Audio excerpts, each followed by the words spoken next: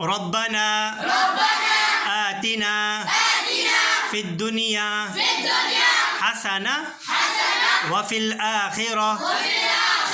حسنة وقنا عذاب النار رب ارحمهما كما ربياني صغيرا